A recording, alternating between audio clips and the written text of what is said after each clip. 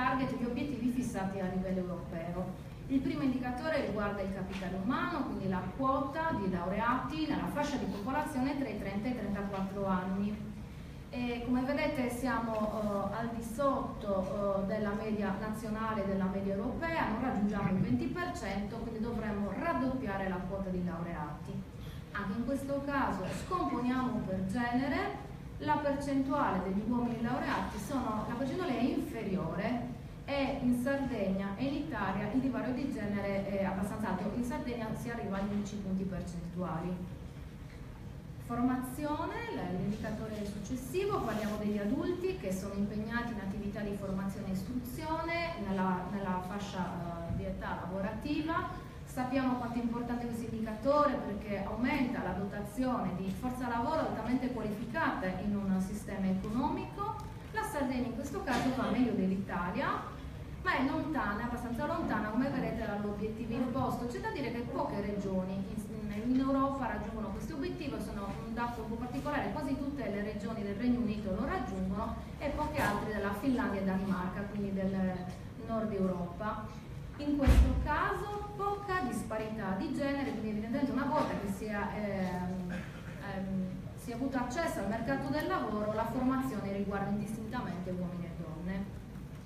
Abbiamo chiamato invece questa diapositiva chi si ferma.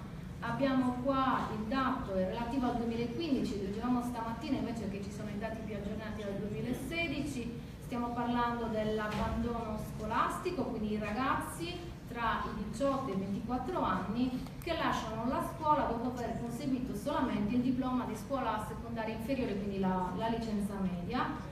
Non andiamo molto bene, nel 2015 eravamo al penultimo posto in Italia davanti alla Sicilia. Le ultime notizie dicono che per fortuna c'è stata una diminuzione di questo tasso ed è sceso al 18%. Si tratta di un fenomeno prettamente maschile, quindi la dispersione scolastica riguarda soprattutto i giovani ragazzi sardi. Diciamo che sia questo che quello che andremo a vedere sono comunque i dati più preoccupanti tra tutti quelli che abbiamo rilevato, quindi fa bene che l'amministrazione regionale a monitorarli costantemente perché c'è tanto veramente da fare.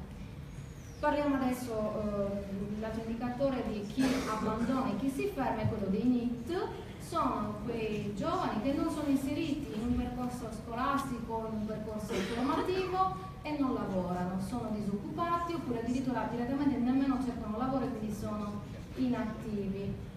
Sappiamo che un allontanamento prolungato dal mercato del lavoro, dal sistema di istruzione, crea poi una maggiore difficoltà per un rientro. Siamo al 27% in Sardegna, come vedete molto lontani dall'obiettivo europeo, dobbiamo quindi veramente fare tanto. In questo caso di nuovo le donne fanno un pochino meglio rispetto agli uomini. E c'è da dire che quello dei NEET è un fenomeno che ha avuto per diversi anni un aumento consistente.